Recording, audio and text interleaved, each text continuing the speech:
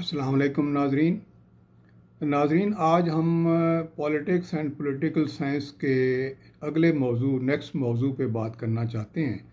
और आज का मौजू है आइन और कानून, कॉन्स्टिट्यूशन एंड लॉ।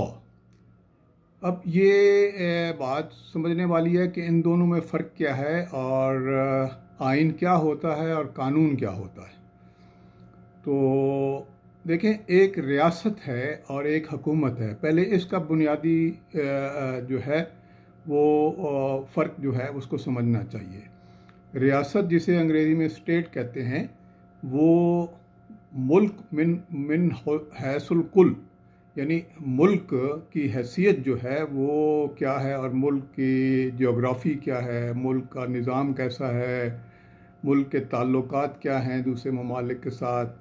तो सारा जो मुल्क है, मुल्की निज़ाम जो है या मुल्क की हैसियत जो है उसको स्टेट कहते हैं। मिसाल के पाकिस्तान एक स्टेट है, इंडिया एक स्टेट है। तो इस स्टेट में रहते हुए काफ़ी यूनिट्स भी हो सकते हैं, यानी सूबे हो सकते हैं। और तो उस एंटिटी को हम रियासत कहते हैं, जिसकी अपनी एक सॉवरेनिटी होती है, उसका अपना एक आइन होता है और उसका अपना एक निज़ाम होता है। तो रियासत का जो बेसिक प्रिंसिपल्स हैं रियासत के, कि वो किन बुनियादी असूलों पर कायम हुई या उसको किन बुनियादी असूलों के तहत काम करना है, उसका स्टेटस क्या होगा, तो वो क्या कौन सी चीज़ डिफ़ाइन करती है, वो कॉन्स्टिट्यूशन या आइन डिफ़ाइन करता है। तो आइन जो है बेसिकली आप ऐसा समझ सकते हैं कि ये बुनियादी असूल हैं उस मुल्क के, जिसके तहत उन असूलों को फॉलो करते हुए मुल्क ने आगे चलना है। तो पहली बात जो आइन में होती है कि वो सॉवरेनिटी क्या है, यानी मुल्क की हैसियत क्या है, क्या आज़ाद है या किसी पर डिपेंडेंट है। तो अगर सॉवरन मुल्क है तो वो अलहदा रियासत कहलाती है। और सॉवरेनिटी अगर है तो किसके पास है, यानी वो जो है वो एब्सोल्यूट पावर जो है वो उस रियासत की किसके पास है। तो अब हम अगर पाकिस्तान के हवाले से बात करें तो पाकिस्तान का जो आइन है वो उसके बुनियादी असूल क्या हैं। पहले तो बात यह है सॉवरेनिटी, यानी उसकी अलहदा जो तशख़्ख़ुस है उस मुल्क का या पाकिस्तान का, वो सॉवरेनिटी में ये है कि अल्लाह ताला के पास है। यानी जो इस कुल अख्तियार है इसका, या और इसकी एक अपनी पहचान है, वो इसका दीन है इस्लाम, और अल्लाह ताला को हम सॉवरन मानते हैं और उसी के तहत इंतज़ाम चलता है। और सॉवरेनिटी चूँकि अल्लाह के पास है, इसलिए अल्लाह ने जो निज़ाम चलाना है वो किन के ज़रिए चलाना है, वो इंसानों के ज़रिए चलाना है अपने। तो इसमें पाकिस्तान में इसका आइन में ये बताया गया है कि सॉवरेनिटी तो अल्लाह के पास है और कुल अख्तियार जो है अल्लाह का है। और उसके कानून के तहत उसके अवामी नुमाइंदों ने, यानी जो इलेक्टेड लोग होंगे, उन्होंने ये आगे रियासत को चलाना है। तो ये तो बुनियादी बात हो गई एक। बाकी बड़े असूल क्या हैं? बाकी बड़े असूल जो है, पहले बात समझने वाली है कि रियासत के अनासर या उसके एलिमेंट्स या बड़े इदारे कौन से हैं। अगर हम 3 सतून कहना चाहें तो 3 सतून कौन से होंगे। एक सतून तो है वो सब जो है, सबसे बड़ी बात यह है कि हुकूमत है, एक सतून है जिसके ज़रिए, यानी अवामी, हमने कहा कि इक़्तिदार अल्लाह के पास है, लेकिन ये इस रियासत को चलाने वाले कौन होंगे? अल्लाह के नुमाइंदे या अवाम, जो जिनको अल्लाह ताला ने अवाम के ज़रिए मुंतखब किया, यानी तो अवामी नुमाइंदे हो गए।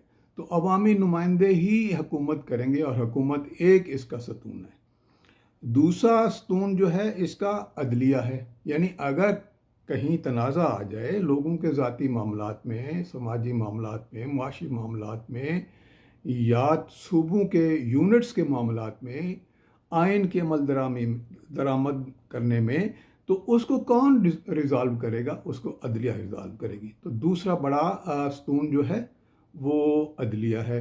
और तीसरा बड़ा सतून जो है वो मुकन्नना है, यानी किसी ने कानून बनाना है। तो कानून किसने बनाना है? कानून जो है वो एक एक असम्बली होगी, दो असम्बलियाँ हो सकती हैं, जैसे हमारा निज़ाम है, एक हमारी नेशनल असम्बली है, एक हमारी सेनेट है। तो दो इदारे हैं, मिल के पार्लियामेंट कहलाते हैं। तो ये मुकन्ना है, यानी जिन्होंने कानून साजी करनी है, जिसके बारे में आप आगे बात करना चाहते हैं। तो इस तरीके से अब जो है वो क्या आइन के मद्देनज़र क्या है बुनियादी, यानी एक तो ये हो गया कि सॉवरेनिटी किसके पास है और कैसे ये मुल्क चलेगा, और अब यह है कि बुनियादी असूल क्या हैं। बुनियादी असूल आइन के जो हैं वो चंद जो हैं वो मैं आपको बताता हूँ। एक तो सबसे बड़ी बात यह है कि आइन, इस मुल्क का जो भी निज़ाम चलेगा वो कुरान और सुन्नत के मुताबिक चलेगा। इस्लाम को रिकगनाइज़ किया गया है एज ए स्टेट रिलीजन। तो जो बात चलेगी जो यहाँ पे, तो वो इस्लाम के निज़ाम के मुताबिक ही चलेगा। दूसरी बात क्या है कि इंसान के, हर इंसान के इनफरादी हकूक़, बुनियादी हकूक़ और इज्तिमाई हकूक़, वो उसकी उसकी जो है वो तहफ़्फ़ुज़ किया जाएगा, सेफ़ गार्ड किया जाएगा। तो उसकी ज़ाती ज़िंदगी को प्रोटेक्शन होगी, उसकी जान और माल को प्रोटेक्शन होगी, और उसके ज़ाती अक़ीदे की प्रोटेक्शन होगी, अपने फ़िक्र सोचने की आज़ादी होगी, सोच पे पाबंदी नहीं होगी, और उस सोच को, अपनी बात को आगे एक्सप्रेस करने की भी इजाज़त होगी, मेल जोल की इजाज़त होगी, एसोसिएशन की इजाज़त होगी, लोगों के साथ मिलना जुलना, आज़ादी से घूमना फिरना, ये सारा उस आइन के तहत बुनियादी हकूक़ को तहफ़्फ़ुज़ दिया जाएगा और लोग उस आइन के तहत ज़िंदगी गुजारेंगे। अब ये तो हो गई मोटी मोटी बातें जो आइन को समझने के लिए और आइनी असूल समझने के लिए। अब हम कानून को समझना चाहते हैं। देखें, जो असूल हैं, फिर असूलों के तहत कुछ ना कुछ कानून बनाने पड़ते हैं। तो बुनियादी असूल तय हो गया कि जी आज़ादी होगी और ये जो है इस दीन के मुताबिक काम होगा, और मेल जोल की ये सारी आज़ादी होगी, और बुनियादी हकूक़ को प्रोटेक्शन दी जाएगी। लेकिन वो कैसे दी जाएगी, ये कैसे का जो सवाल है, ये मुकर्रर करना है, यानी उसकी डिटेल्स। आप ऐसे समझ लें कि असूल तय हो गया, अब असूल के तहत जो उसकी डिटेल्स हैं या उसकी रेगुलेशन है कि क्या कैसे होगा, और जो नहीं होगा, नहीं करेगा, उसकी पाबंदी, उसको कैसे, उसकी अमल दरामद कैसे किया जाएगा, और ना करने वाले के लिए सज़ा क्या होगी, जज़ा क्या होगी, ये कानून साजी है। तो कानून साजी बेसिकली आइन का एक पार्ट है, एक हिस्सा है, जिसके तहत अब कानून साजी कहाँ होगी। एक तो मैंने बताया कि जो फेडरल रियासती लेवल है या रियासती अमूर हैं जो कि डिफ़ाइन कर दिए जाते हैं आइन में, कि इन मामलात पर तो जो पार्लियामेंट वो जो है वो पार्लियामेंट कानून साजी कर सकती है। और वो मिसाल के तौर पर कोई करेंसी के बारे में है, बजट के बारे में है, और फॉरेन रिलेशंस के बारे में है, इस तरह की जो है वो फैसले या उसकी कानून साजी वो फिर पार्लियामेंट में होगी, नेशनल असम्बली में होगी, सेनेट में जाएगा, सेनेट में होगी, नेशनल असम्बली में आएगा, पार्लियामेंट उसको इस तरीके से कानून साजी करेगी। ठीक है, लेकिन कुछ मामला जो हैं वो सूबाई हुकूमतों को, यानी यूनिट्स को दे दिए गए कि भाई यूनिट्स इस बारे में रेगुलेट भी करे, कानून साजी भी करे, और उसको अमल दरामद भी कराए, और जज़ा सज़ा भी करे। तो उसके लिए चूँकि सूबाई हुकूमतें होती हैं, तो सूबाई हुकूमत की भी कानून साजी की असम्बलीज़ होती हैं। तो ये जिसको हम प्रोविंशियल असम्बलीज़ कहते हैं।